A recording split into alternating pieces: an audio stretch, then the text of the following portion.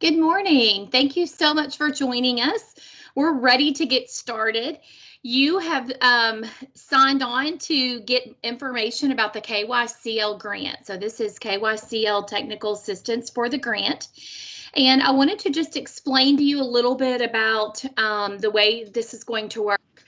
We have a link that you joined today in the RFA, and there is also a link tomorrow in the RFA for technical assistance about writing the grant. However, what we're going to do is we're going to do it all today. So we're this morning. We should be done in a couple of hours, but we were scheduled from 9 to 12 today. We're going to give you all the information that you're going to need to write this grant. And then it is being recorded, and tomorrow we are going to play the same recording. So if you are here today, you don't need to attend tomorrow, but if you want to hear it a second time, you are welcome to do that.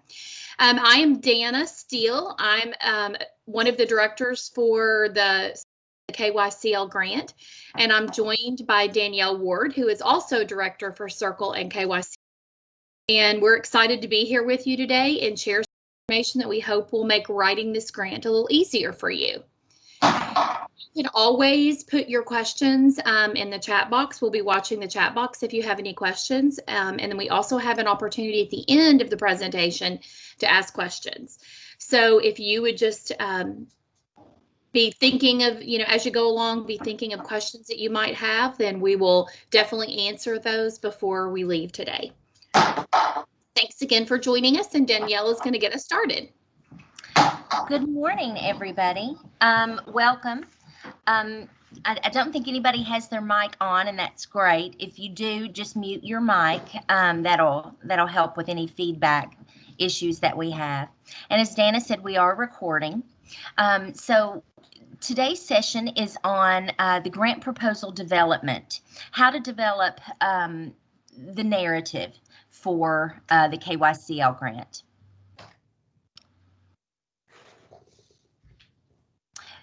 Just a reminder, the purpose of the KyCL grant is to support schools in improving the reading and writing achievement for all learners from birth to grade 12 by providing professional learning for teachers and comprehensive literacy. So specifically, this is a professional learning grant to build teacher capacity in comprehensive literacy. There are some special instructions as far as crafting your narrative. You need to remember that eligibility for this grant is limited to districts on behalf of a feeder system, K through 12, with a significant number of high school students, 65% or greater, who qualify for free reduced meals. You can use the 2019-2020 qualifying data from KDE to determine if your feeder system is eligible. It's basically based on your high school. And that is located at the KDE qualifying data site, and the link is there. Of those districts who qualify, competitive preference will be given to those who show through data that they serve significant numbers of disadvantaged students. Eligible districts must agree to engage early childhood education providers as active partners, including them as members of the district and school literacy leadership teams, and as participants in the development and implementation of a community and district literacy plan. Schools within a district's feeder system, birth through grade 12, must agree to participate fully in the evaluation and progress monitoring processes. Monetary allocations are based on the student enrollment and the application's proposed feeder system. District submissions must include a blinded copy. Districts must ensure that blinded copies of applications include all pages and attachments. Blinded copies will be scored as received. And this is especially important. Districts must ensure that blinded copies of applications are completely and fully blinded electronically. effective October 1st, failure to do so will deem the application non-responsive, which basically means ineligible for funding. So please make sure to review all parts of your application to assure the blind copy is there before submitting. Ensure all identifying information is completely blinded. Identifying information includes the school name, the district name, the name of your county, the name of your city, names of individuals. Make sure that those are blinded.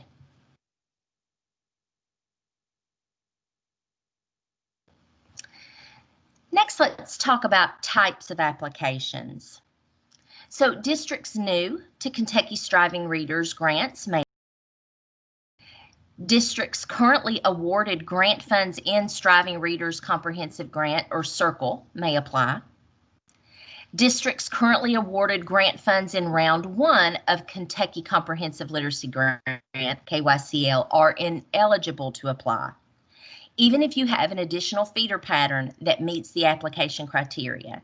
So if you were awarded the KyCL grant in Round 1, you are ineligible to apply for Round 2.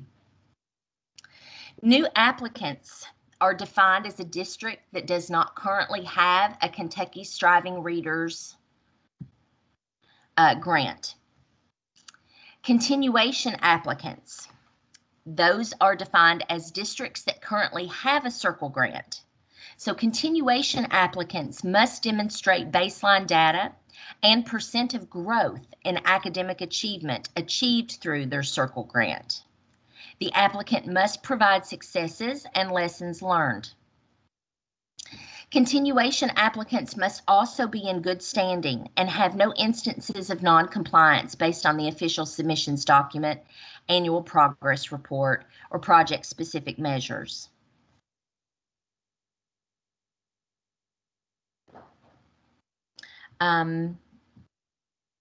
So those are the types of applications.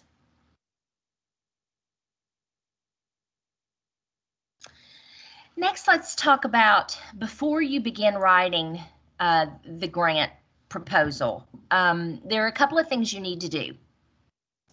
You need to conduct a literacy needs assessment through the Literacy Program Effectiveness Review for Kentucky Schools, or the PERKS tool. You need to develop and implement a comprehensive and integrated district literacy plan for birth through grade 12 that includes internal and external partners. Use the data from the literacy needs assessment to create a comprehensive literacy plan. Your plan needs to include each of the characteristics of comprehensive literacy instruction and the 4 language skills, and reading and writing at each, well, that should say 2 language skills, forgive me, reading and writing at each range of the continuum, because that's what we're focused on, is reading and writing. Evidence of professional learning opportunities and literacy based on the PERKS needs assessment, including instructional strategies for at-risk learners. So that would be learners in rural communities, foster children, English language learners, and students with disabilities. There needs to be alignment to the interdisciplinary literacy practices outlined in the KAS for reading and writing. And you need to also include an explanation of the district's assessment plan, including universal screeners, diagnostic assessments, progress monitoring, as well as the use of formative and summative data, because you're going to track and monitor literacy attainment. And this information will also inform instruction.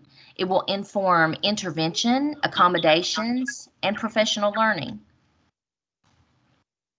So before you begin writing, you'll need to conduct a literacy needs assessment using the PERK, and then construct a comprehensive district literacy plan. Now, you will not add your literacy assessment with the PERKS tool to your grant proposal. However, it's just a tool that you'll use to help develop your comprehensive literacy plan. New districts, a plan to select teachers for 3 cohorts over the 3-year life of this grant. Your plan must include 100% of teachers by cohort 3, and that will be in 2023 to 2024. If you are a continuation district applying, your plan will need to continue the professional learning started in Circle. KyCL focuses on professional learning and comprehensive literacy. Therefore, 100% of teachers at all feeder schools are required to receive professional learning hours focused on comprehensive literacy. The cohort model was already utilized in Circle. The continuation plan can continue work started in Circle, or you can add professional learning in a complementing comprehensive literacy strategy, or you can utilize both.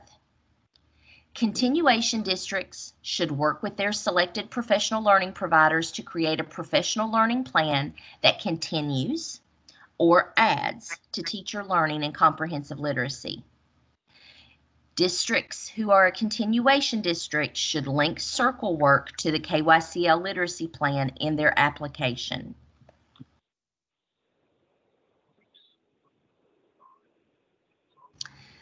Another thing you need to do and consider before you begin writing. As part of the district application for KyCL, eligible districts must solicit letters of interest from appropriate partners and stakeholders who will participate in the district's literacy plan and literacy leadership team. This should include each school in the feeder system and early education providers, and that can include independent, home-based, and faith-based childcare and preschool providers, your Head Start centers, your public preschool providers. If you are a small feeder system, a minimum of 3 education providers. If you are a medium-sized district, you must have 5, and if you are a large district, you must have 7. There are also community partners, and those community partners include nonprofits and for-profit agencies that provide literacy supports for children in the continuum, including public libraries, after-school programs, or mentoring programs. Community partners, you must have a minimum of 3 for small feeder systems, 5 for medium systems, and 7 for large. Specific information on letter requirements can be found in the RFA, and we'll also discuss them in this presentation.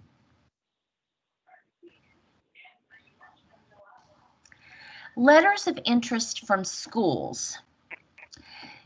The letters of interest from your schools need to show that they support and are committed to improving the literacy achievement of all learners.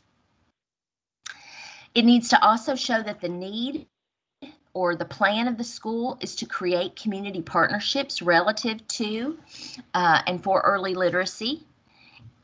Letters of interest from schools will also show how the project will align with other programs and funding sources in the district having a literacy component. And finally, it should show the current strategies to improve literacy and or early literacy outcomes in the community. Just a brief description. Then there are letters of interest from early education providers and community partners. These letters should talk about a current and historic relationship between the district and or at least one school in the district, as well as the partner's reason for participating in this project.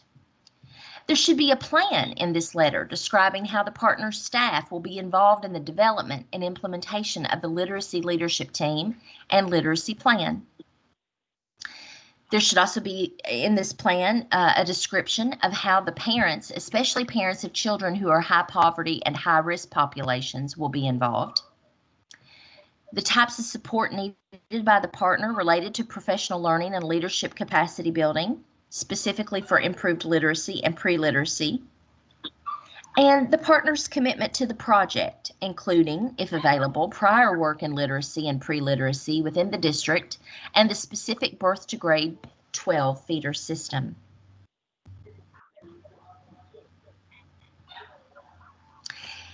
There's also a letter of interest from the district. And this letter just provides assurance that schools and educational partners are represented on the district literacy leadership team, and that partners will assist in developing the district literacy plan. It's just to ensure commitment and approval from school councils and the authorizing governing bodies of partners to participate in the development and implementation of your district literacy plan. All right, Dana, would you like to talk about grant proposal components?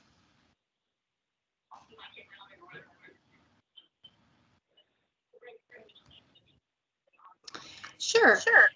When you are putting your RFA together, you do need to put it together in a certain order. And the order is written in the RFA, and what we have right here is exactly from the RFA. And so I want you I just want to take a look at this so that you can see this. You're going to put one of your copies is going to be clearly labeled, and all names and everything are going to be included. But the second copy, like we've mentioned, it will mention several times, is that the second copy must be blinded, and that means it will still have all of the parts. However, any names of schools, people, places, all of that will be X'd out or blacked out so that people who are reading this and scoring them will not be able to see who that is. So when you're putting this together, the first thing you're going to put is a district cover sheet. And I want to make sure you know, and that's why this is in red, is the district document, or I'm sorry, the assurance document is also the cover page, and it's going to be placed right in the beginning. So the district cover page is the assurance document. I don't know if you have had a chance to look back at the RFA or not, but what happens a lot of times when an RFA is posted is that sometimes there are things that come up in the RFA that we feel like need clarification, and this was one of them. And so when that happens, the RFA is redone. It's resubmitted, and it says updated copy. And so if you're still using the first one that you saw, please go back and look at the one that is posted most recently. Danielle, do you mind to put that in slide view? I'm seeing your whole screen, including all of the thumbnails on the left. The problem is that I won't be able to show the actual document if it's in slide view. Okay, can we do it in slide view and then we'll go back to that when we're ready? Sure, absolutely. Okay, thank you.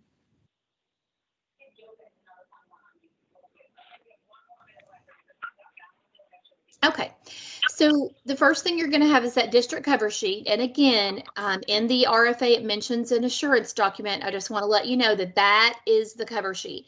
That's the place where we'll show in just a minute. That's where the signature is going to be for the superintendent. And so that's going to be the cover sheet. So let's look at that cover sheet. So let's go ahead and look at that cover sheet. I see what you're doing now, Danielle. I'm sorry. Let's see what that cover sheet looks like, just to make sure that you know.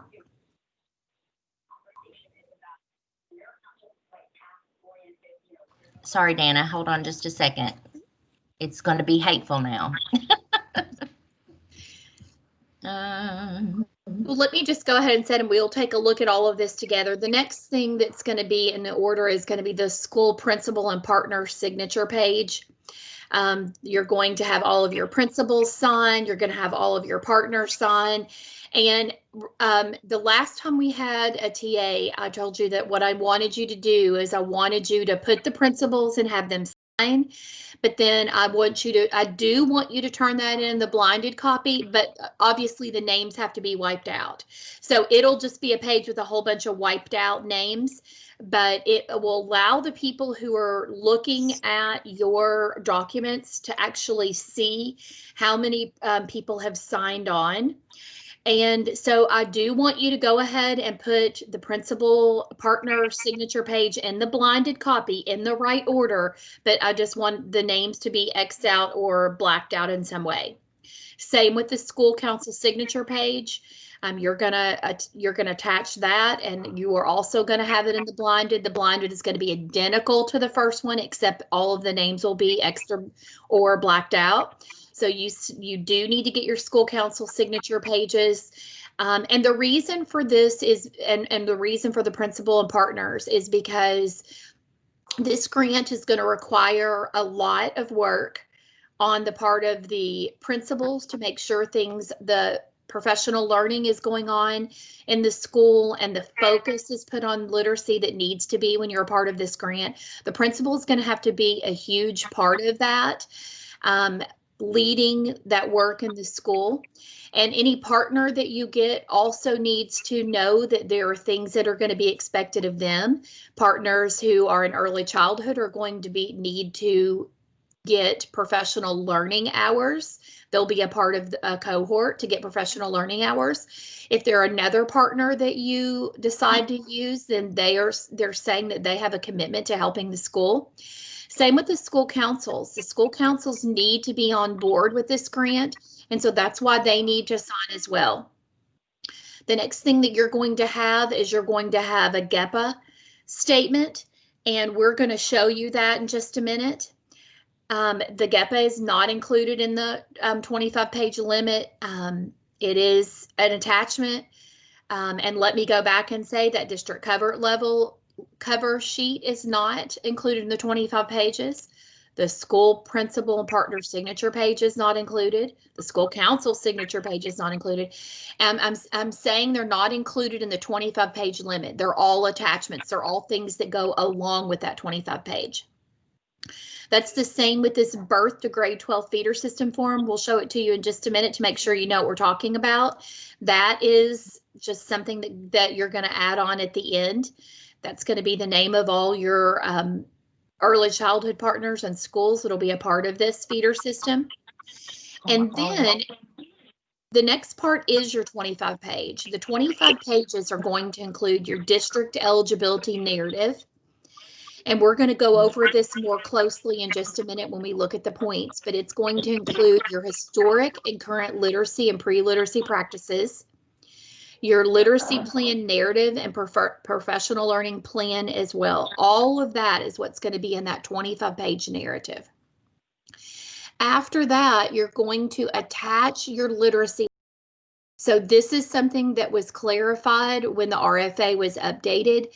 The literacy plan is not included in the 25 pages. It is an attachment, and so it will be placed after the narrative in the order.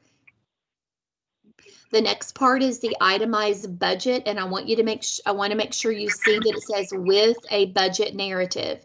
So the itemized budget is going to give the numbers for what you think you're going to spend on certain things, but the narrative is going to give information about it. What is it? And you can be as clear, and please do be as clear as you can about the budget narrative. I want you to keep in mind that the people who are scoring this may not know exactly what you're doing in your county. So actually they won't know anything about your county. And so you need to be super clear. So in your budget, be super clear. Please don't use any type of shorthand versions of anything. Make sure that throughout this, you're very clear on what you're talking about. And then the last part, again, that budget narrative is just attachment. It's not a part of the 25. And then after that will be all of your letters of interest that we'll talk about in a minute as well. So Danielle, are we ready to go to the RFA and take a look? I'm still having some difficulty getting it to, there we go. Okay, so sorry. All right, now let's go to the RFA. Okay, so I want to make sure you see that this is the district cover page, and this is also the assurances.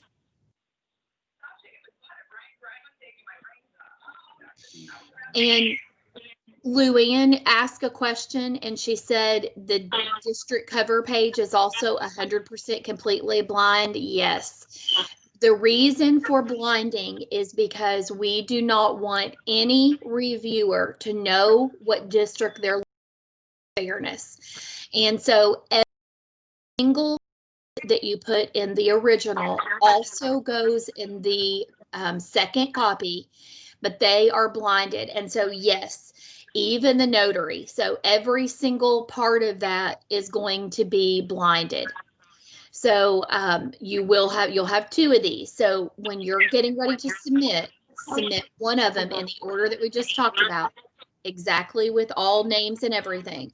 But then the second copy will still have every single thing. But remember that every name, place, name of the districts, names of the schools, names of the principals, your partners, every single thing needs to be emails. Everything need to be blind copied. If you just keep in mind that what the goal is that people have to, we do not want anybody scoring it to know what district you are. And so just keep that in mind. So if you put an email in there, then they might be able to figure it out. If you put the name of your superintendent, the name of your even phone numbers, if you put anything in there, people scoring it, the independent people that are contracted through KDE that score these, they might know who your district is, and chances are would. And so that is what we do not want. And so just keep that in mind. Every single thing, if you're not sure, you just blind it. Because if we have any concerns about it, we could always go back to your original copy and say, hey, we do need to know this. But chances are we won't. So please make sure you blind every single thing. So again, 2 identical copies, one of them with all the names, the other with every single thing blinded that can give information about your district. So what you're seeing is the cover page. This is in the RFA. In the updated one, you'll notice that it's red at the top because it tells you that it's both the cover page and the assurances. That is in the RFA. The next thing that's in the RFA, these are all at the end of the RFA. Here's the principal's signature page. So the school, the principal's signature and date. You'll turn one copy in that has all of that listed. The second copy will be blinded. Here, the next part is the school council signature page. And I want you to notice that it says one form is required for each school. And so you need to put the name of the school. You need to put, and if you notice, anytime we use forms, do you see where it says name of the school and it's parentheses? You just take that out, and that's where you put yours. So the members of the site SBDM council you put the name of the school confirmed by the signatures below, and then you're going to put number 1, you'll change that little thing that is underlined in parentheses, and you'll put the date, and then that's where you'll put it. So there was someone, okay, you can go ahead. That's for the school council. We'll talk about the other in a minute. This is for your partners, and this is where you're going to put your partner's signature page. I think that it would be, although there's not a place right there for your district, I think it would be smart for you to add the name of your district. So you can just put your district and then put underneath it, put partner signature page.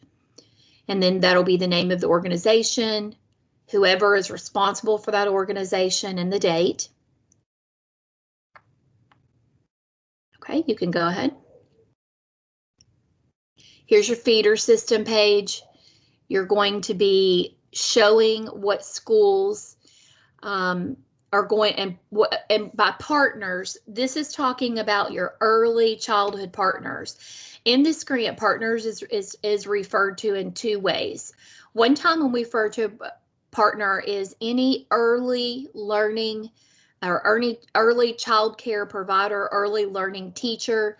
And remember that those could be a home daycare, a church daycare, an independent private daycare. It could be a daycare, early child care facility that's attached to your school, like And someone earlier mentioned that they have something called Cradle School. Those are considered your early childhood partners, and those are a part of your feeder system. This page is not for community partners. This is for the learning spaces that are feeding into your high school that allows you to be eligible. And you'll fill out as much as you can. And obviously there's going to be some things, if it's an early child care provider that's outside of the school system, there's going to be some things that you might not know. And if you don't know it, it's okay. Just fill out what you can. So put the name and then the ages, put in as much as you possibly can. And if you don't have data, then you don't put it. So it's okay. If you don't have it, you don't put it. So someone had asked, Katie, you asked about Brigance data.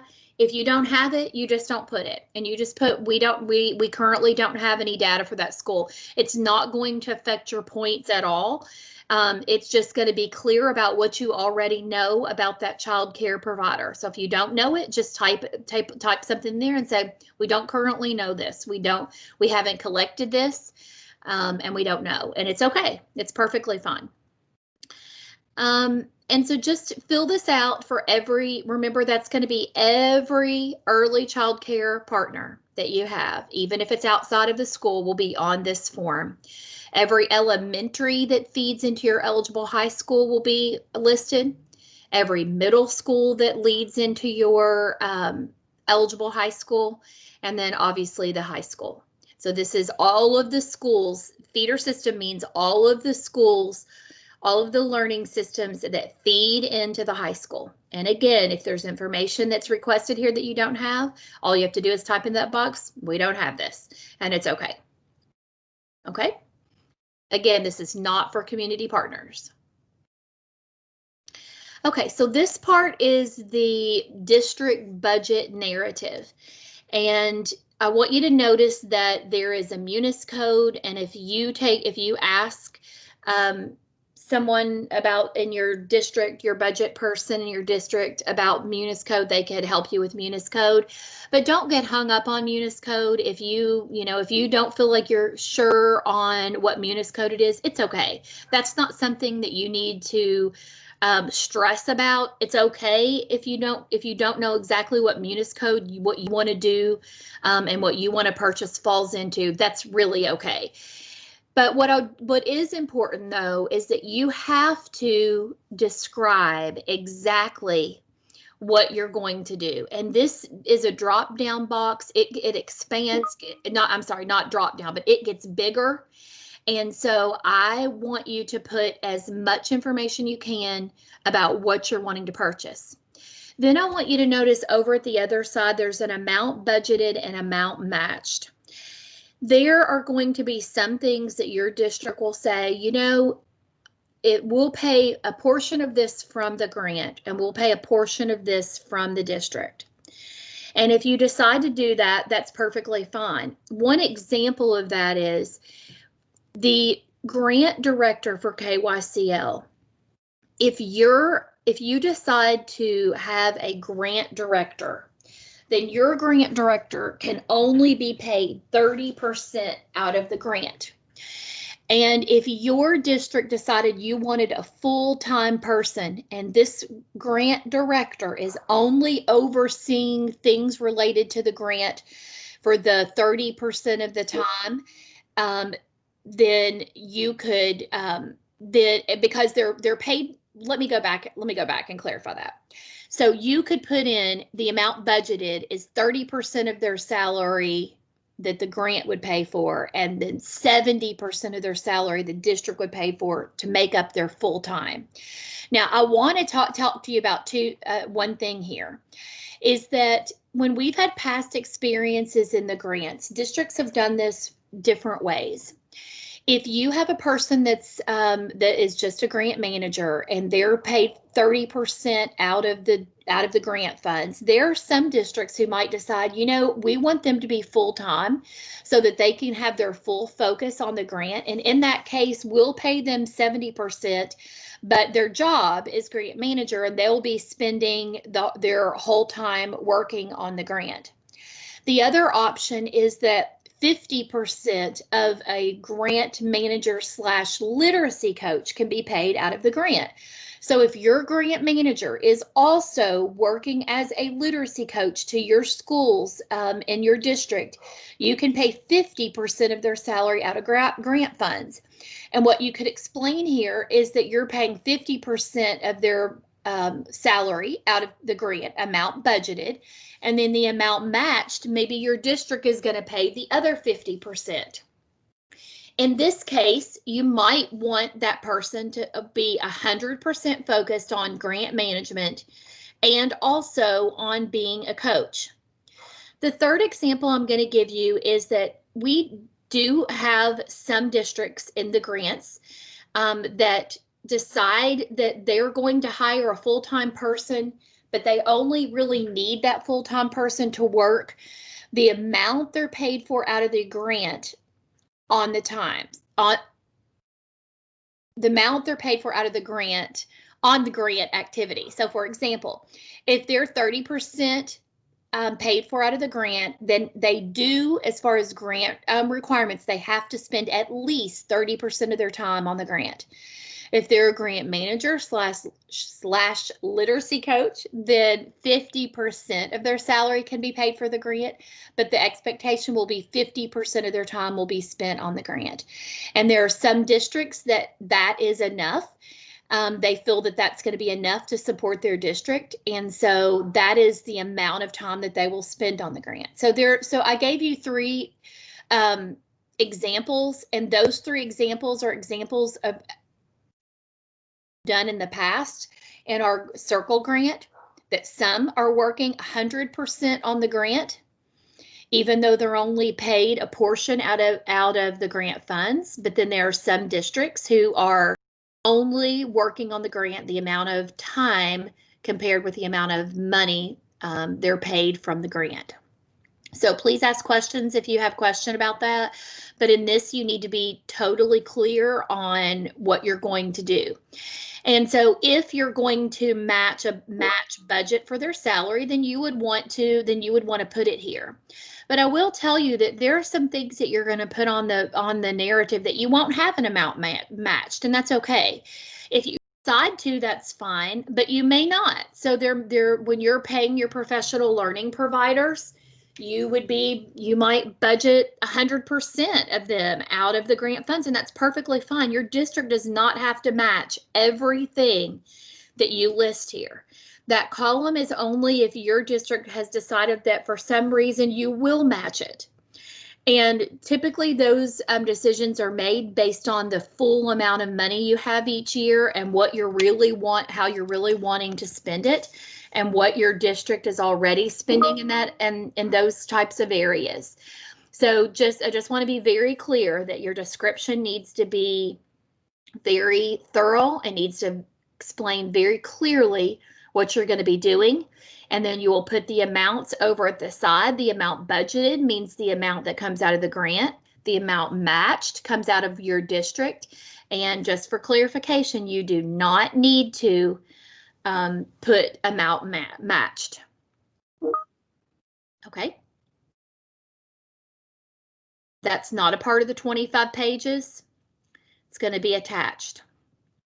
Next part is the GEPA statement. And if you look in the RFA, and this is from the RFA, you'll see explains very clearly that this is a description of what your district is going to do to ensure equity to students and teachers, and with programs for any child who has special needs. GEPA is about special needs. So what you're going to do is you're going to give a statement here where you are going to talk about how you're going to, as a district, ensure equitable access to everything that's being done in this grant. So I want you to just take a look at what the narrative there says. The description in your application is going to be given you're going to explain steps that you're going to take. So if there are barriers for these kiddos, what are you going to do for that? You need to just very clearly address how you're going to make learning equitable for all students through this grant, because this grant is for all students. And if you'll go on down just a little bit, Danielle, just so that they can see, there's a description of what the GEPA is, and then there's also a place where you're going to write a short narrative about that. Okay, and then the next part is what comprehensive literacy is. And just in case you haven't really thought about comprehensive literacy, I want to make sure that you take a look at this. And I want to make sure that there was someone who asked about listening and speaking earlier in the chat. And I want to make sure you know that this grant is focused on comprehensive literacy. And what we want is we want to address every one of these through your plan. So we want there to be a complete plan that you put in place that looks at all aspects of comprehensive literacy.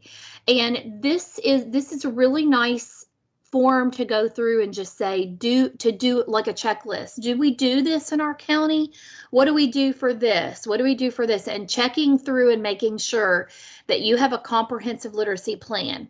However, when Danielle and I are talking about this grant, a lot of times you're going to hear us say reading and writing for clarity. In Kentucky, the new Kentucky standards do not have listening and speaking in the ELA standards.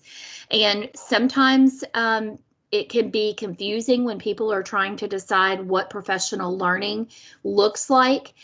And so I want to make sure that you know that when we're talking about reading and writing, that's because that's the main thing that we're looking at. So when we're talking about comprehensive literacy, I'm going to give you an example from a high school. When we're talking about comprehensive literacy, we're not talking about how much science they learn in that content, or how much social studies they learn in that content.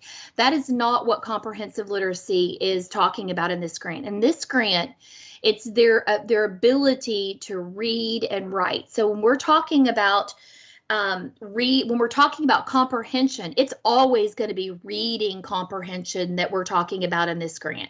It's not going to just be talking about what did you learn in that content area. We absolutely believe that if a child can read in their content area and they can write in their content area, they will learn more of that content. However, this grant is focused on them being able to read in the content areas and write about their content area. So please keep that in mind when you're thinking about professional learning for this grant, both when you're writing the grant and if you happen to be awarded, that every single thing you do, you need to ask yourself, is this going to help children read in that content area? Is it going to help children write in that content area? Because those are the type of professional learning trainings and opportunities for teachers that are expected in this grant. It's all about reading and writing. And so I just want to make sure that that's very clear to you when you're thinking about this, because comprehension of a content is not the same as reading comprehension. Be able to read science and understand what it says and understand the vocabulary, and being able to write about that content area using the vocabulary. That's the kind of professional learning that this grant focuses on. But this comprehensive literacy instruction sheet is very helpful, and you can go through and kind of mark to make sure that you are including these things when you're making a full literacy plan. Okay, Danielle, do you mind to scooch on down and we'll.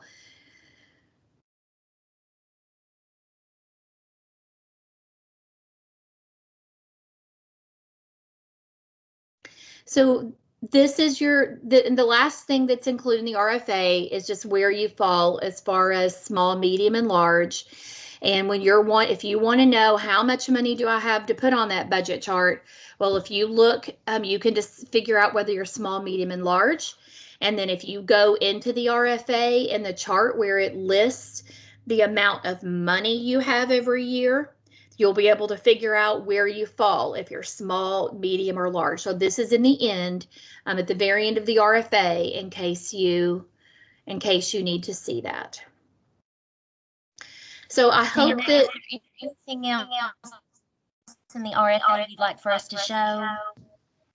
Why don't you go back up and show the budget chart? Okay, hang on just a second. Okay, and while Danielle is pulling the budget chart up, I want to make sure that that it's clear to you that for the application, you really only need to talk about give a full budget for year one. Now, when you're thinking about this yourself in your district, it's always better to, in your district, to, Danielle, within the RFA where it says the actual amounts that people get, if they're small, medium, and large, it's a little further up in the RFA, within the body of the RFA.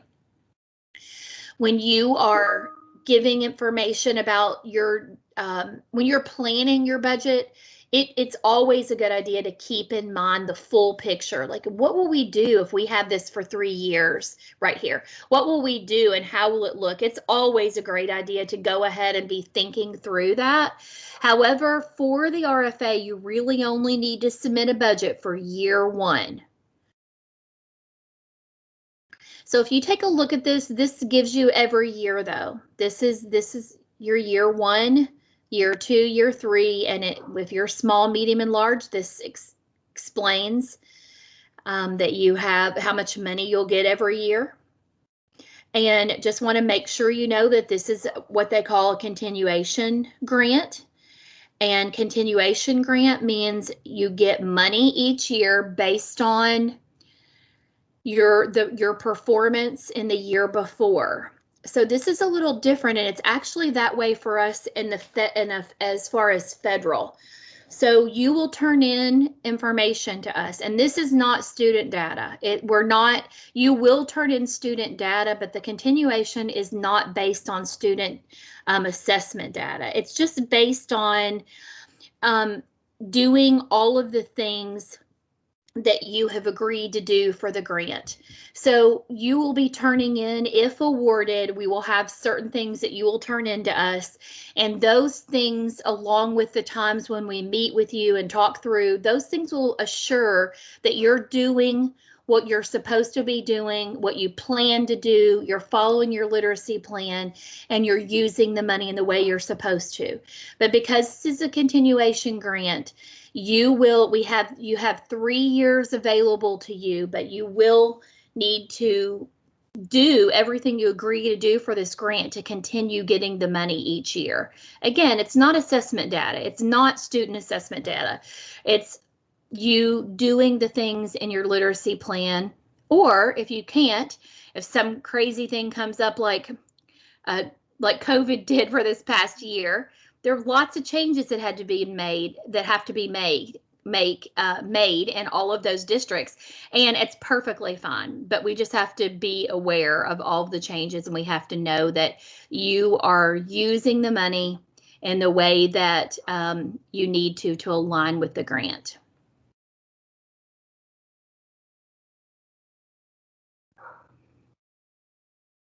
Okay, Dana, are you ready for me to go back to the PowerPoint? Yes, please. Okay.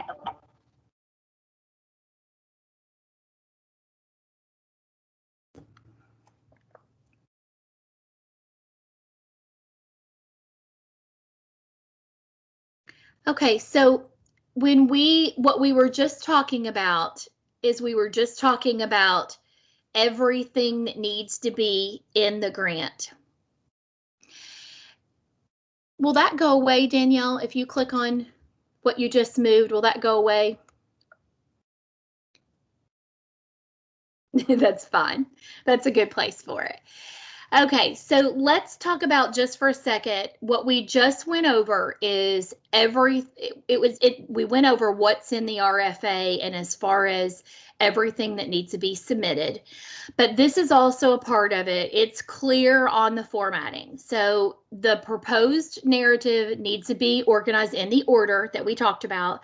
On top of that, all of your pages need to be double spaced, and they need to be 12-point Times New Roman or 12-point Arial font. And we're going to ask you to not use condensed or narrow versions. They're hard to read, so don't use those. It needs to be Times New Roman or Arial, both 12. All the margins need to be 1 inch. That's top, bottom, sides. The narrative, that part in the middle, and we're going to talk more about that, it's 25 pages. If you put any more than 25 pages, then they're not going to be reviewed. So the people who are reviewing are instructed to just read the first 25. So make sure you put limit it to 25 pages. The pages should be numbered, and they should be numbered starting on the first page of the narrative. And then any text within charts and graphs need to be 10-point, and they need to be single spaced. Bullets may be single spaced, but they still need to be 12-point. That's all on the RFA, and all of that was written so that it would be easier for people who are scoring it to read, and also to be fair as far as what 25 pages looks like. 25 pages single spaced contain a lot, obviously contains more than double space. So please follow the formatting requirements within those 25 pages. Okay. Now we're going to talk about the evaluation. And I want to say, repeat what I had said earlier, is that KDE contracts with people who are going to be reviewers. Those reviewers do not work in KDE. They're people outside of KDE. They have to give information about their past, and KDE works very hard to find people to score these grants that are very knowledgeable about literacy, knowledgeable about literacy plans, knowledgeable about implementation of literacy plans. And so they're people who are very qualified in this area to score these. However, they don't know your district, and they don't know what you've done in the past. They don't know what you're doing now. They don't know where you're located in Kentucky. They don't know your teachers. They don't know if you're a big school, small school. They know absolutely nothing about your district. So it's super important to keep that in mind, that your 25 pages, you are painting a picture very clearly about your district. These reviewers have a rubric, and that rubric is within the RFA. It's at the almost the bottom of the RFA before all of the attachments, letters and things like that. There is a rubric. And I highly suggest that you take a look at that rubric, and that when you're looking at each part, you make sure you include everything in that rubric. We're going to go over that right now to make sure that's clear. And I want to make sure you know that there are 120 points total available. This is a competitive grant, and so every grant that is turned in and on time, and that has all of the parts in the correct formatting and in the correct order, and that is also blinded correctly, will be scored. And when they score that, they're going to give points for each section. So we're going to go on and look now at each section. The first part, you're going to be talking about your literacy and your pre-literacy need. This part is worth 15 points, and there are bullets down there. And just so that you can kind of have an idea of the way it's going to be, they're going to give you 3 points for every bullet that is very clear and understandable to them. So let's take a look at the first bullet. You're going to describe the current literacy needs and the trends of young children and students within the birth to grade 12 continuum who are going to be served by this project. And by project, we mean by this grant. That is going to be based on reliable and valid data. You're going to provide evidence to demonstrate a compelling need for the implementation of a comprehensive literacy instruction initiative. So in this part, You're going to be looking at literacy and pre-literacy need. What are your needs? And the way you'll talk about your needs is you're going to give data. You can give state data. You can give school data. If you have a universal screener, you can about your universal screener. If you do diagnostic and you have some information from your diagnostic that you're giving, and remember, this is literacy. So this would be reading and writing data, totally based on reading and writing. So we're going to be, it would be state reading and writing data, depending on what grade and what is collected. It would be your universal screener, the reading part. It would be your diagnostics based on reading. And it would be, if you even want to talk about how many children are are receiving intervention from MTSS. If you want to talk about anything related to any data that you collect on students, and you know that it's always best practice to triangulate data, which means to get multiple data points to make decisions about children. And that's the same for your schools and your districts. You never want to make a decision based on one test. You want to take everything, all the pieces that you have, and put them together to get a full picture of what's happening at your school and at your district as a whole. So this is the place where you will talk about data, any data that you've collected. You could also talk about data when you're talking about your pre-literacy need. If you want to talk about children who your Brigant scores in the past, and that a certain number of children are not coming ready for kindergarten, you could talk about that.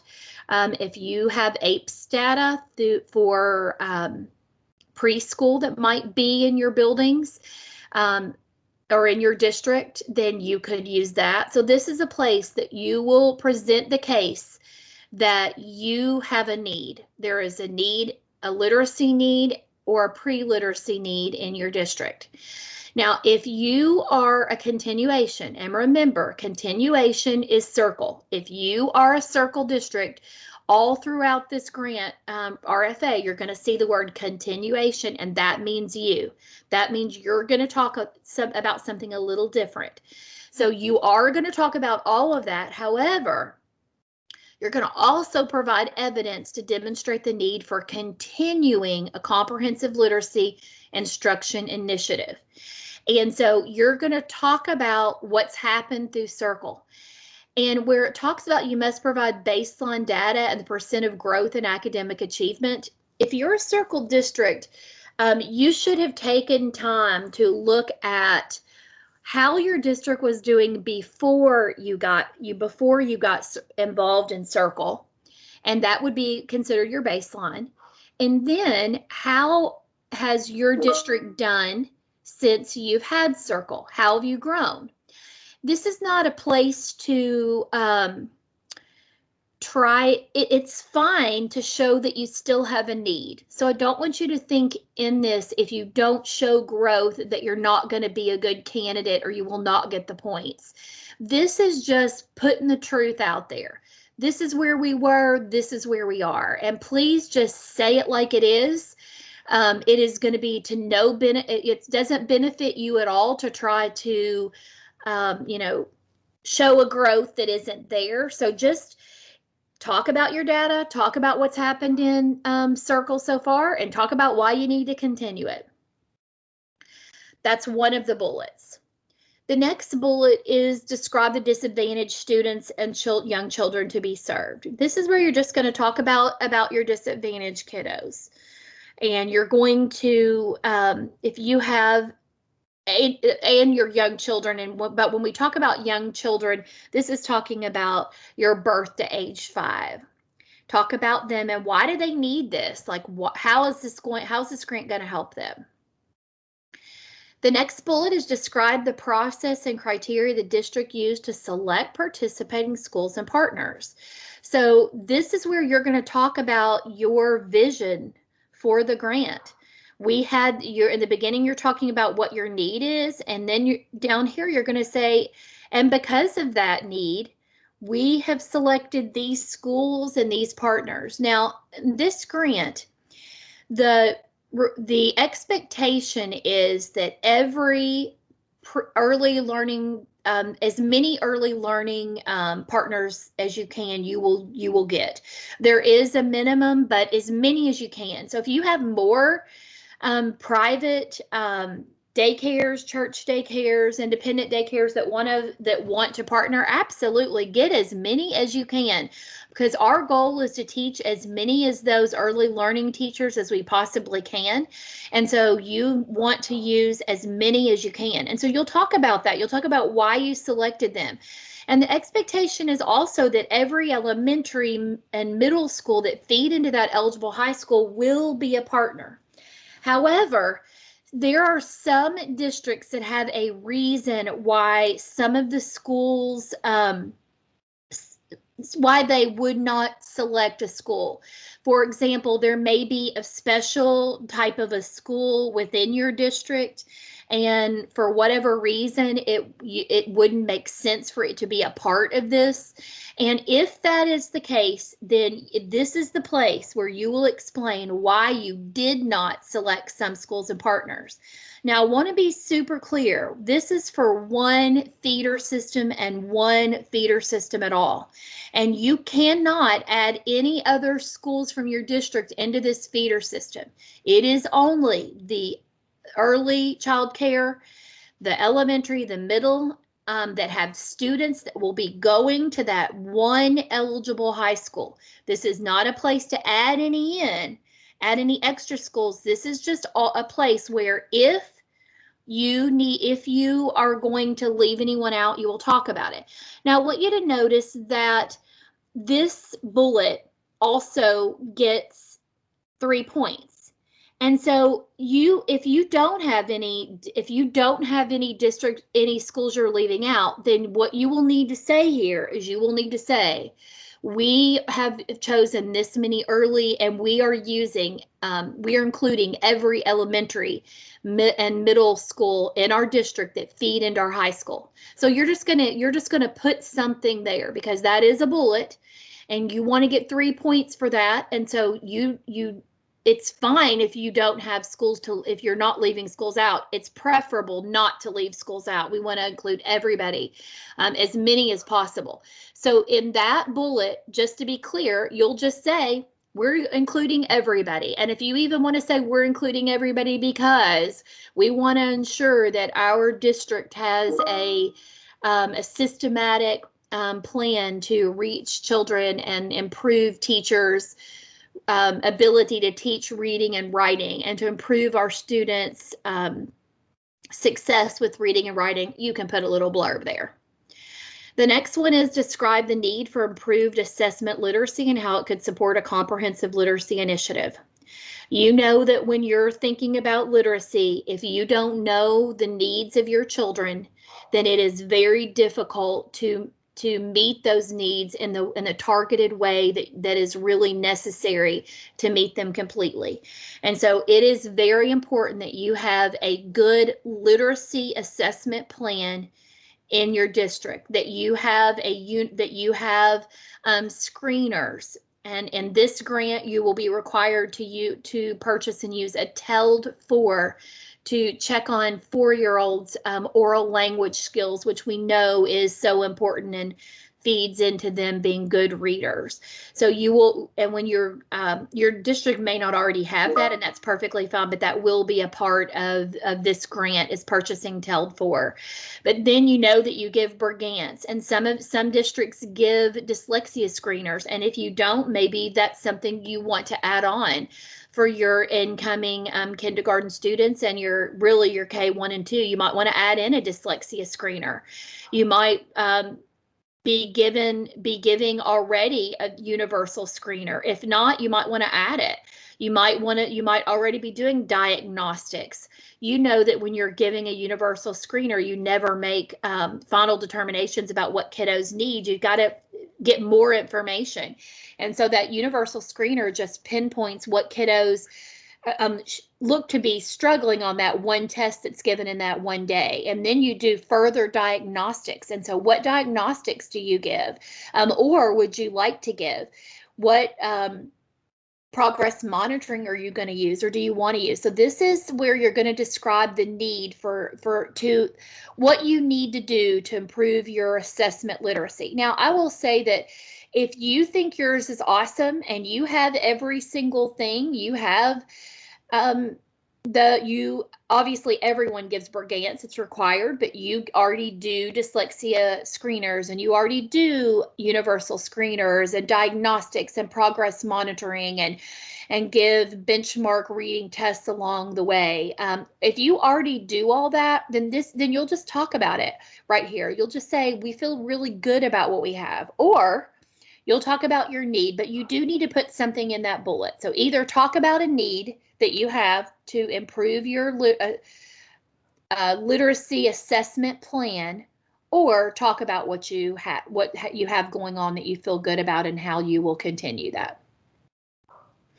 So this is the first section, and if you're writing this grant, it's a great idea to think of it in sections. This is your first section, and this is what needs to be in that section. Okay, now we're going to talk about part 2. Okay, part 2 is all about your current and historic literacy services. This part is worth 12 points. There's 3 points per bullet.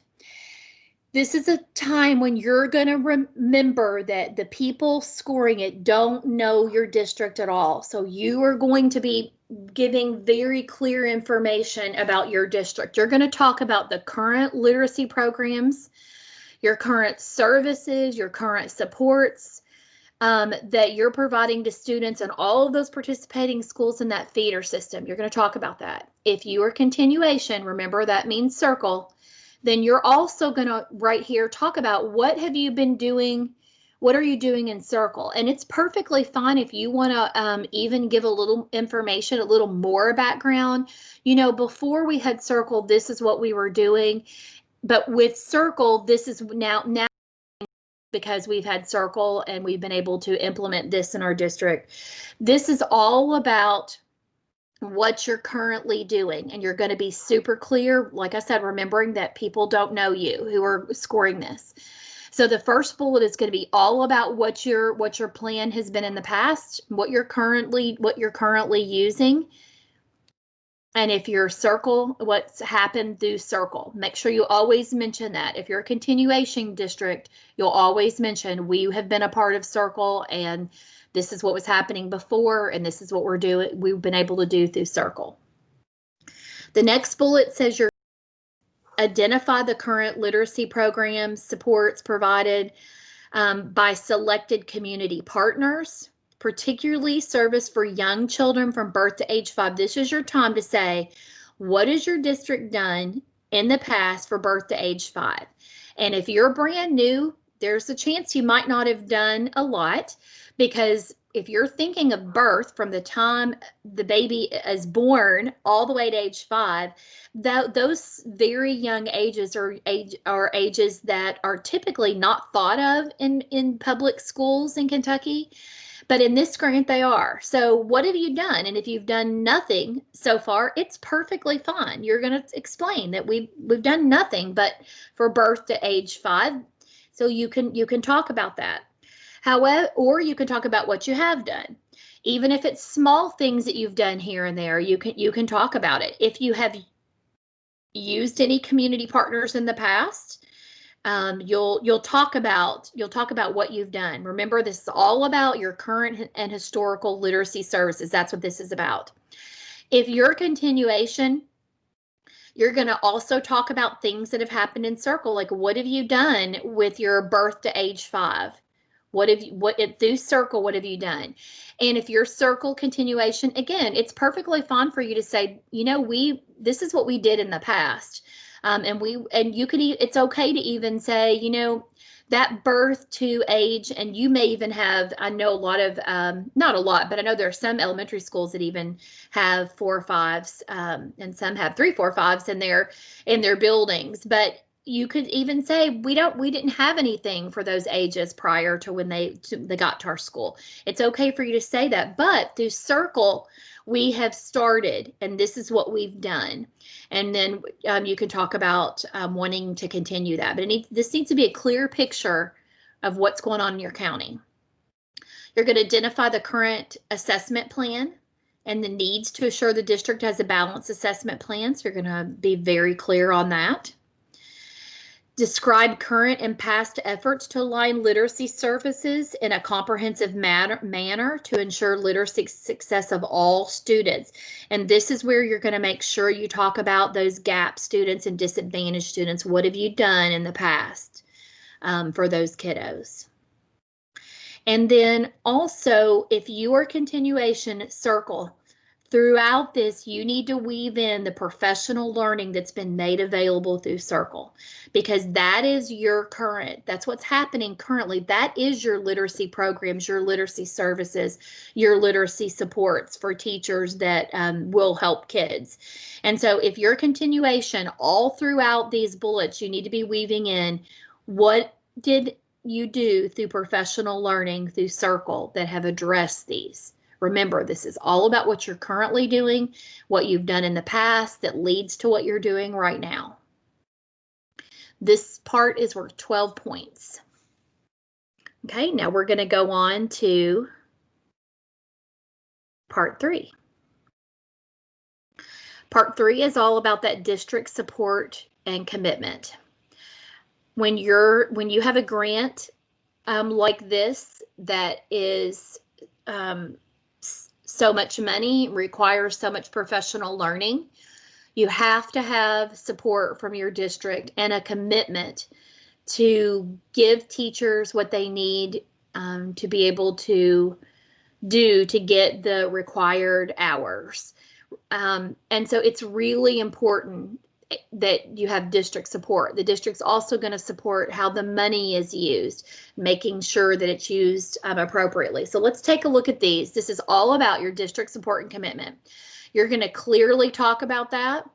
You're going to talk about establishing your district literacy leadership team, how they're going to implement a district literacy plan.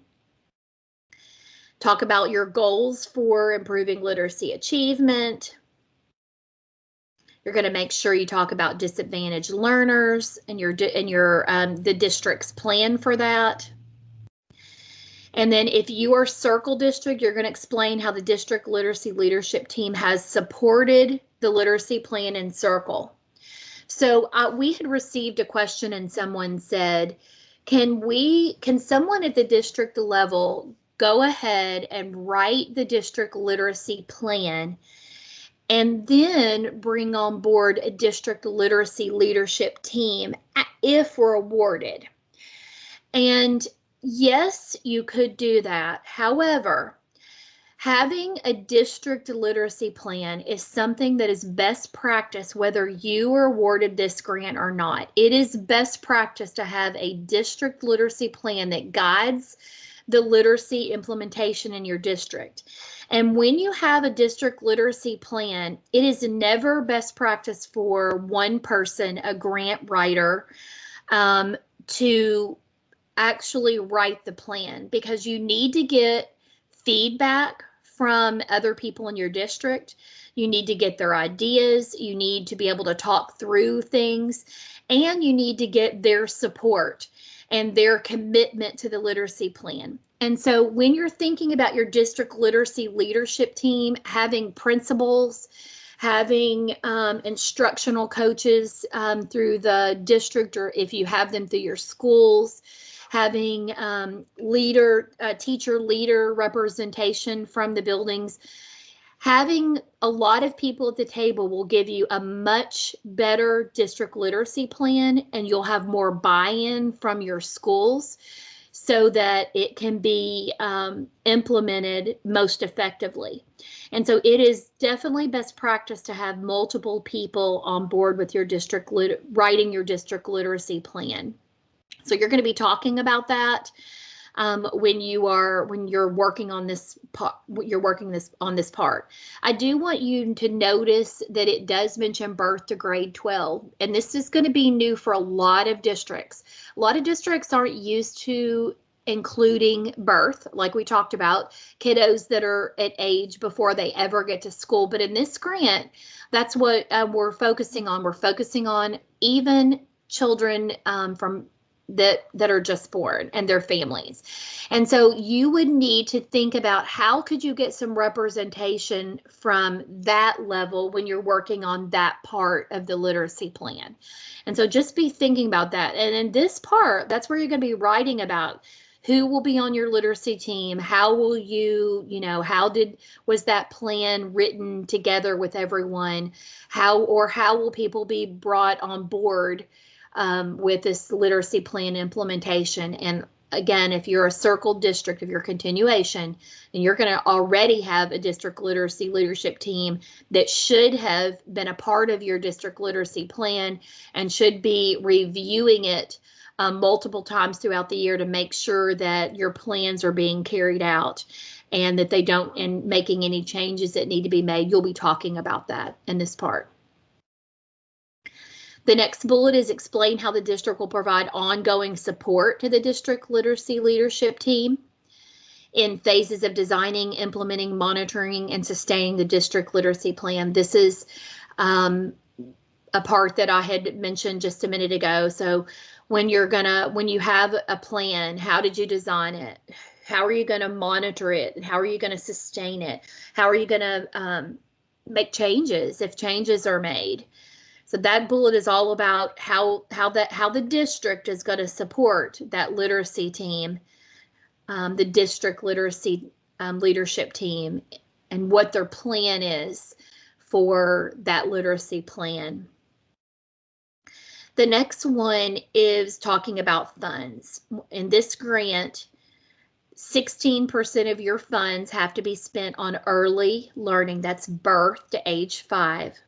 42% of the total has to be spent on elementary. 42% has to be spent on middle and high combined. And you can decide how to use that money and that 42% in middle and high based on your needs and your the size of the school and that kind of thing. So you're going to explain how you're going to make sure that that is used effectively and equitably. And if you're a continuation district, you're going to explain how funds were spent in circle in those percentages. So you're just going to have to talk about what you've done in the past to make sure that you kept those amounts, those percentages correct. And just so that you know, those percentages are overall percentages. And so it doesn't mean every single day it has to pan out to that. There may be a training in elementary that money went out for, and then several months later, or several months before, or several weeks, there may be a training for middle, and then there may be a training for high, and then early. So that money, that's an overall, in the end, you need to look to make sure that that money is spent that way. It doesn't mean it has to balance out to that every, day to day, but it needs to be in your budget. You need to make sure that you have laid it out that way. So that's one of the things to keep in mind when you're doing that budget narrative. These percentages need to be very clear that you're spending the correct amount in each area. If you were at one of the earlier trainings, you might have remembered that we said when you're thinking about money, think about taking only one salary that's allowed in this grant, either 30% for grant manager or 50% for grant manager who is also going to be a literacy coach. So if it's 30% or 50%, take that off the top of your money, and then whatever is left, that's when you're going to divide it out among your schools. So just think about that in your budget when you're doing your budget narrative that you're going to attach. But this is where you're going to talk about it, that you're going to explain. And basically this part is how is the district going to ensure it? So then this part that you're not giving any specific budget information. In this part, you're only talking about what is the district going to do to support what's going on and in your district. And the budget budget narrative, that remember that's that attachment that's going to be later. This is just all about your district support and commitment. And then the next part is explain how the district will support principals in meeting with teachers. And I don't know if you all paid attention to this, but this is requiring principals to meet with teachers at least monthly for collegial conversations focused on literacy and to ensure instruction and professional learning are aligned to the school literacy plan. So this bullet is about the principals. And as I've mentioned before, it is imperative that those principals get on board and that they are leading the work in their schools. And one of the things that teachers can do when they, one of the ways that they can earn their professional learning hours that are required is they can attend PLC meetings where the focus is on literacy, and you are talking about how is the implementation of the reading and writing strategies going, and you can think about all those questions that you ask in PLCs. As long as it's focused on literacy, it can be included for as time teachers earn towards the required hours. And it also, if the principal is there and a part of it, it can count for these monthly meetings where they're focused on literacy and the literacy plan, and they look at instruction and they see what are you teaching and how is it affecting the students, and what are you going to do for the students who haven't learned and understood what's going on, and what are you going to do for the kids who already knew it. So remember all of those PLC questions you can ask, and they can be a part of this, but it's the principal being in the meeting. We highly suggest that principals are a part of the trainings, the teacher trainings as well, because it's very hard for a principal to lead and implementation and to monitor implementation if they don't even know what teachers are supposed to be implementing. And so you might even want to talk about this in this bullet. Does your district have an expectation that your principals will attend the trainings as well? Are your principals going to monitor what's going on? How are they going to monitor what's going on in the schools? And is there a plan for them to meet at least monthly with their teachers? Again, if you're a continuation district, that's circle. If you have circle right now, then you're going to explain what how your district supported your principals and teachers in circle.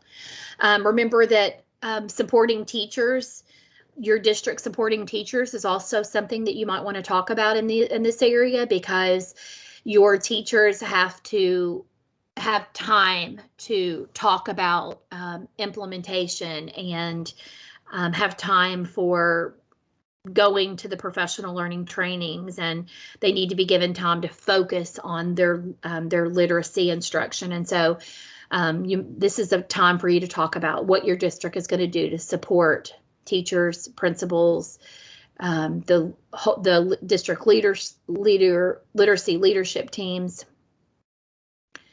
This is worth 12 points. Okay, next, part 4.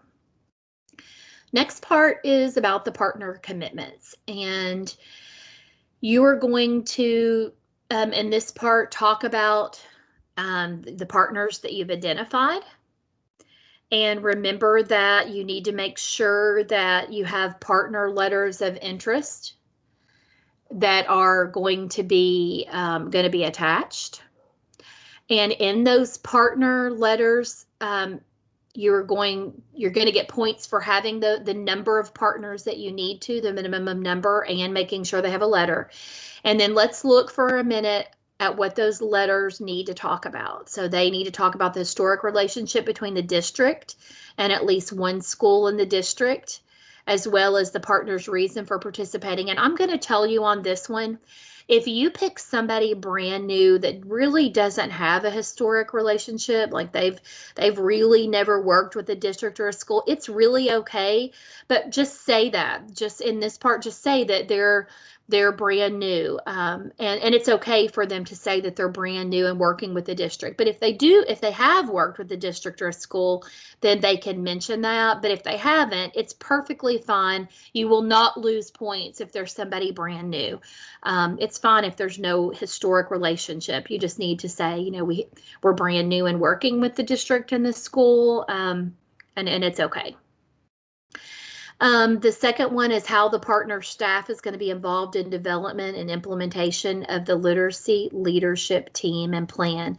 Remember, I told you that even when they're early and an early learning partner, they're going to be involved in the part of the literacy plan that talks about early learning. It's also great for them to be a part of the other literacy plan and to hear how the plan unfolds as children get older. So but they definitely need to be a part of the planning where you're talking about the early literacy and early learning. You're also going to be thinking about how parents, especially parents of high poverty or high risk populations, will be involved. If your partner reaches out to children in any way, they need to talk about it in their letter. If they reached kids with high poverty or high risk, then that would be good for them to mention the type children that they support. Then they're going to talk about the types of support needed by the partner related to professional learning and leadership capacity building, specifically for improved literacy and pre-literacy improvement. If you have an early learning provider that is your partner, and remember, when we're talking about partners, we have two kinds of partners in this grant. We have community partners and early learning partners that are people that are teaching or caring for our young children. If you are an early learning child care provider, you will have to be a part of a cohort and you will have to receive professional learning. It's important for you to be very clear with the child care about that and let them know that that they have the opportunity to earn professional learning hours. It's also an expectation. And so they need to talk about that they know that they are going to be involved in professional learning, and they can talk about their excitement about being involved and how they're going to use that opportunity to help their kiddos. And that's the time when they're going to be acknowledging that they know and what their plan is. And oftentimes this is written by a director for the group. And so for the preschool, and so they would want to talk about how they're going to select teachers and how they'll be a part of the cohorts. They need to be a part right from the beginning. You don't need to wait and have them all in the last cohort. You need to have a representation from early learning right from the beginning. And so they need to think about that and have a plan for that. And then the last one here is the partner's commitment to the project, including, if available, prior work in literacy, pre-literacy within the district, identified birth to grade 12 feeder system. And in this, you might want to think about community partners. What have they done? Because in this one, if you'll notice, 4 is more talking about partners. Some of the ones above it are talking about early, but anytime that we're talking about birth to grade 12, that's a community partner. So I know that that's a little confusing, but again, we have 2 partners that this grant's talking about: early learning, and those are anybody that are child caregivers, teachers of birth to age 5. And then you have community partners, and those partners would be anybody who would maybe provide some type of support for grade birth all the way to grade 12. So that number 5 is community partners. What have community partners done in the past, and what have they done with the schools, and what is their commitment, and how can they help?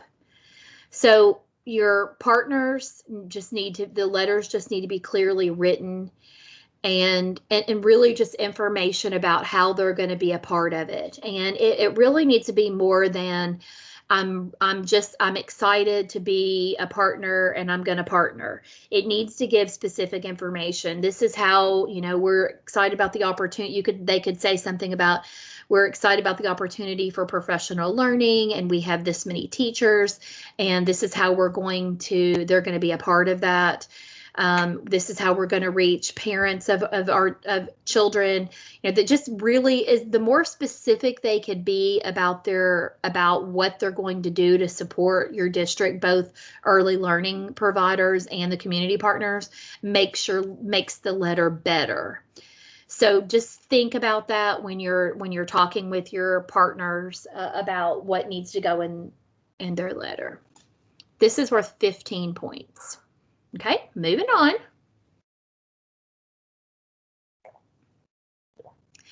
The other thing that's going to be attached, so let me go back and remind you that part 4 was the letters are attached. They're not a part of the 25 pages, they're attached. And part 5 is also attached. It's not a part of your 25, but it is your literacy plan, and it's worth 24 points. And what you're going to do is you're going to describe the process used to create the attached district literacy plan. You're going to include who is involved in it. You're going to talk about their capacity, their expertise in literacy instruction and support.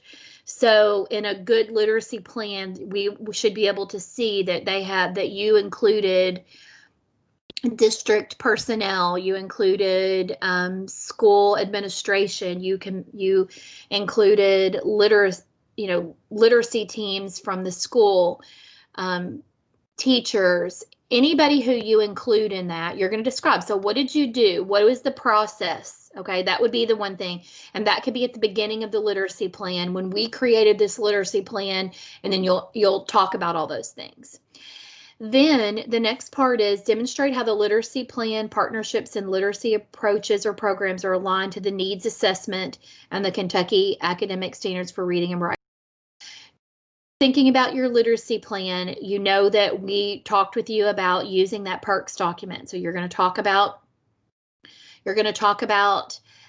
what you use to how you aligned your needs and how your needs are aligned to the Kentucky academic standards. So thinking about this is just a narrative part where you're talking about how that plan, partnership, and literacy aligns with the Kentucky academic standards for reading and writing.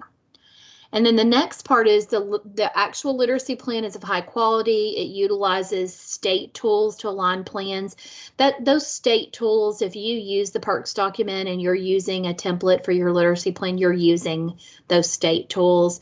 The main thing is going to be what's inside that. That's what the reviewers who score these are going to really look at.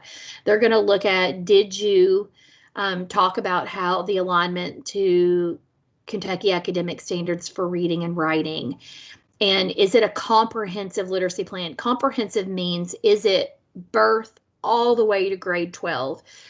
Have you talked about every level, and is it comprehensive, and does it flow?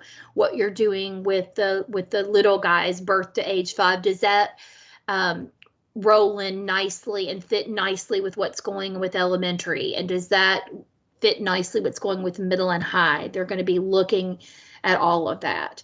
And then if you're a circle district, continuation, remember a circle, you're going to explain how your currently literacy plan will be continue or be changed. And we had some questions early on from circle districts who have already got a literacy plan. They already developed a literacy plan, and they've been tweaking that and updating that every year to meet their needs. It is fine to submit a literacy plan that you have, but you will just want to make sure that you talk about your literacy plan in your narrative. You'll still need to talk about the literacy plan even if you just submit one that you have already worked on. However, be really careful, because if you've worked on a literacy plan, your literacy plan that you did in circle may not be exactly what is considered will be needed for continuation of KyCL. You may need to add other things. So just make sure that when you're, a lot of your description, you will have already talked about your process, your plan. You'll have already talked about some of this in your narrative, but just make sure that all of that is included, and then what's attached is your actual plan. So just make sure that the bullets 1 and 2 are things that you will be talking about in your literacy plan. Those will be a part, or I'm sorry, in the 25-page narrative. They fit into some of the other parts where you're talking about that. And then so the part 5, let me be clear. There's a question, and I'm glad that you said this so that I can make sure that I'm really clear with you. That when you're in part 5, when you're talking about your literacy plan, the first 2 bullets will be discussing your literacy plan within the 25 pages. Okay, so let me say that again. Those first 2 bullets, when you're describing the process and you're talking about it, those will be included in the 25 pages. However, the last bullet is the one that's going to be your actual plan, and that's going to be attached. So thank you for answering that question. For asking that question. I hope I clarified it one more time. In part 5, the first 2 bullets are talking about describing processes, and that will be a part of the 25 pages. And then that last bullet will be your actual literacy plan, and that's going to just be attached. Thank you for asking that question. Okay.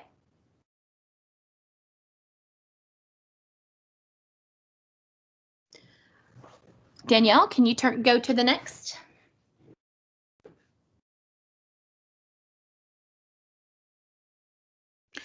So the next part is talking all about your professional learning being aligned to the plan. This is a part that is going to be super important that you are going to talk about your professional learning plan. And you're going to talk about what you plan to do, and you're going to make sure that everything's aligned. So you're going to describe the current professional learning needs of school-based educators and educator partners, including pre-literacy and cross-content needs. So you're going to describe what needs you have for professional learning. You're going to describe current professional learning that's happening right now in your districts. If you are continuation Circle, you're going to describe professional learning provided with Circle. Talk about the professional learning you've already had. You're going to describe the process for evaluating that impact professional learning has and how adjustments are made when needed. You're going to demonstrate the allocation of time and or other resources. So you're going to talk about how you're going to allocate time for professional learning. You're going to talk about support for this intensive ongoing professional learning, how you're going to talk about it, implement it, continue to monitor it. You're going to describe the roles that classroom teachers and administrators are going to have in the professional learning. You're going to describe the use of the collaborative teams to implement projects, particularly projects for multi-school and community level connections. And so this is where you're going to talk about how the teams and the professional learning that has been learned is going to be implemented through, if in learning you found out that, for example, that parents of children, young children, how important it is for them to talk to their babies and to read to their babies and to have give opportunities for their young children to talk back. Let's say that's something that you learned, then you might want to do a project with schools to involve parents and to involve community. So describe any collaboration that you're going to have, and then describe how the professional learning communities are going to be used in the school. So remember that hours can be earned through going to a training, but hours can also be used through professional learning communities within the school where you're talking about what you're learning, talking about implementation, and planning for implementation and looking at student data related to reading and writing and seeing if strategies implemented are making a difference. So that's all. This is a time where you're going to talk about that. This is still within that 25 pages. It's another part of that 25 pages. Okay, next one. So this is part 7 is a part where you're just going to have more of a discussion to clarify what your budget. And so you're going to talk about your district's ability to provide fiscal oversight for that money. You're going to talk about your plan to monitor that money and keep it at the percentages required. You're going to talk about your district's methods for determining reasonable costs relative to proposed activities. So what that means is you're going to talk about what is your process for determining whether something, whether the amount of money you're spending for something makes sense and meets your needs. You're going to talk about the district's method of assuring that all expenditures for the grant are clearly connected to both the need and the intended results. So you're making sure that in every single thing that you do in this grant, that you think about what your district needs and what your results are going to be. You're going to describe historic support, coordination, and alignment for projects and other programs in your district that have funding sources, like other grants that you have. You're going to kind of talk about how you can align if you have another grant, how you can align that other grant or those other programs with Circle. I'm sorry, not with Circle, with KyCL. However, if you're a continuation district, then you're going to also describe how Circle budget supports the literacy plan and what you've done in the past. And then include a detailed narrative explaining specific use of funds corresponding to the object code. So when you're looking at this, when you're looking at your budget, most of the first bullets are going to be within the 25 pages, and you can give as much information as you want about what your budget is and what you're going to do. However, that detailed narrative that goes with the munis codes, that last bullet, that's actually in the attachment. So all the bullets above are going to be things that you talk about within your 25 pages, but the last one is actually going to be taken care of in that chart, in that form that's at the end of the RFA that you're going to turn in. Okay, next one. So then part A is just other things that you're going to need. We're going to look to but the people who are contracted by KDE who are scoring these are going to look to make sure that you have signed and dated assurance forms from all your participating districts and school councils, making sure you have the GEPRA statement, making sure that you have your feeder system with data. You're going to make sure you have all of those parts. So they're going to make sure that you have all required attachments. And those required attachments will be worth 10 points for the grant. Okay, the next one. There's also going to be some extra points that are above and beyond the 120 possible. And this is if you specifically in your narrative talk about your disadvantaged children and you clearly identify the number of disadvantaged children that you have, percentages, you include children living in poverty, ELL children, children with disabilities. When you're talking about all those and you're talking about how many that you have and you give specific data on these children in your district, and when you're talking about meeting their needs, then that will give you 5 extra points. The next competitive, so that's serving disadvantaged children.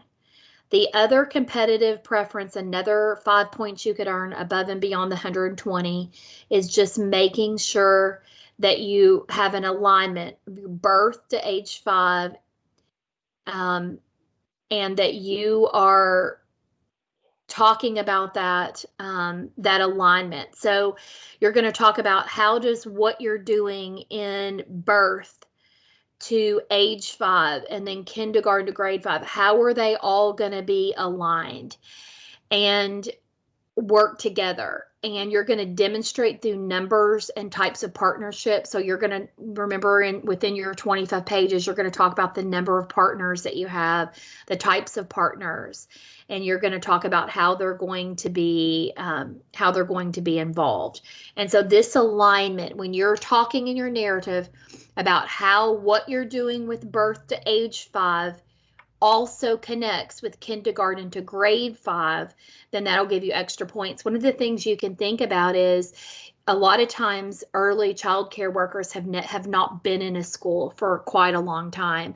And so you might want to think about how could you even bring them into the school to see a kindergarten class and to see how those learning stations and play learning, see how all of that's set up, and see exactly what's going to be needed in kindergarten so they can go ahead and be getting their little guys ready for kindergarten. So maybe thinking about having partnerships, like how could you invite your early learning to not only come in and see kindergarten, but have regular meetings with kindergarten teachers so that kindergarten teachers could say, this is what we love for them to be able to know, and be able to do when they come to kindergarten. And early learning teachers can say, these are questions that we have. And so just forming those collaborations between the birth to age 5 and the kindergarten might be something that you want to think about building into your grant. But any of that alignment, that birth all the way to grade 5, all of that stuff has to be aligned and has to work nicely together. Reviewers are going to be looking for that. Okay. The third one is homelessness, foster students who are being raised by grandparents. Within your narrative, if you talk about this, if you talk age or the numbers of school-age children who have high mobility, that means they move from school to school often, or if they're homeless, or if they're foster kiddos or being raised by grandparents, that would, and you talk about the numbers that you have and how having the grant will help you support that group. That could also give you another 5 points, and that will be written within the 25 pages of your narrative. Okay. We're ready for the next one. So we're going to answer questions in a minute. And I know we have some questions that were about some of the things we've already talked about, but we'll go back and answer those. But this is this is in the RFA, and this is a little bit of a duplicate, just reminding you that all of your applications have to be received. And please notice it's the KDE RFP mailbox, and it has to be in no later than 4 p.m. Eastern time, and that's December 16th, Wednesday, December 16th. When you send them in, they are given a time and date stamp, and it's really important that they're in on time. Please keep in mind that technology doesn't always work the way you want it to, and so I highly suggest that you plan to submit early, so that you don't have the chance of waiting and then something happens on the 16th and the internet's not working or something like that. So you can submit early. And I highly suggest that you do, because they absolutely have to be in by 4 on December 16th. Remember that if you want to know, it says applicants are responsible for contacting KDE, and it gives you that email address to confirm the receipt of the applications. Upon request, the KDE will confirm the receipt of the email and attachments. Please note, KDE doesn't open attachments to check for accuracy. After you have submitted it, send an email to that email address and make sure that ask to make sure that your application was received, and KDE will send you a confirmation saying yes, we got it, or no, we didn't. And so just remember that the people who are looking at it, they don't look to say, oh, you have everything you need, and they're not going to contact you and say, oh, you left out your feeder system form. They're not going to look at it. What they're going to do is just let you know whether they received it. And remember, you're going to be sending the two copies, the original and the blinded. And so when you look down below, these two bullets, it tells you to scan the complete application in its entirety, including all signatures. And you're going to do that in a PDF format. You're going to save the original, and please notice that you're going to save it as KyCL2 SUB underscore 21 underscore, and then this part will be your district name. And then you're going to underscore and you're going to put original. That's the one that has everything and everything visible. Okay. And then there's an example there. Instead of district name, they put Franklin County. That's what you're going to do. You're going to put your district in that place instead of district name, but everything else is going to be exactly like it is on this slide and like it is on the RFA. Then you're also going to scan one blind copy. It's got to be completely blinded electronically. Black highlighting or X'd out using the find and replace feature is fine. But if you do not do that, your application will not be scored. So please remember to do that. Review that blind copy before submitting it to ensure all identifying information is blinded and all required pages and attachments are present. Identifying information includes the school name, district name, county, city, names of individuals. Let me add in emails. And then also make sure that you label the blind copy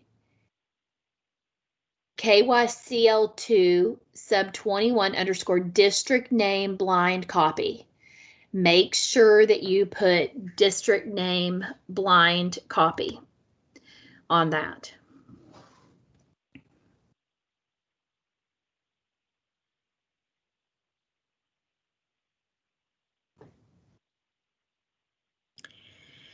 So when you're going to, when you get ready to submit it, in the subject line of the email, this is what you're going to type.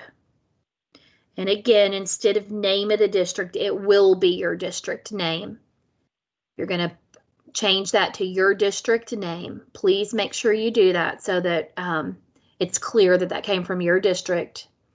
You're going to attach the original, you're going to attach the blind copy. And remember, those are going to be two separate copies. And then you're going to email it to this address. And again, it has to be in by Wednesday, December 16th. That's when we have to get it. And that's 4 o'clock Eastern time.